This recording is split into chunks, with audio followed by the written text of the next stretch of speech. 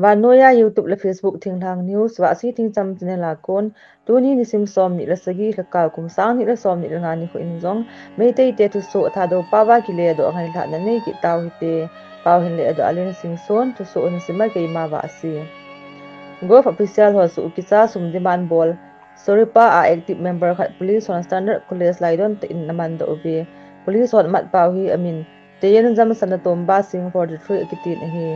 Bisnupur area Athilpot truck ho koma sumdong sumdiman bol UNLF koirang a active cadres ni police hot naman do police hot namat ten hi chu lilong arab ti maning le kaya kon thongam Ronaldo sington district le Horizon Michael sington ti ekitin hi Imphal East District hop sunga chingkhai ching ninglenga security force on fulchilna na bol nawa manza phabe khat namu do azubun hi Government masa in political appointment noiza pan mun chom apo sa mi ho chun ama pan mun chi a kon resign abol pan diu hi taitin akiseye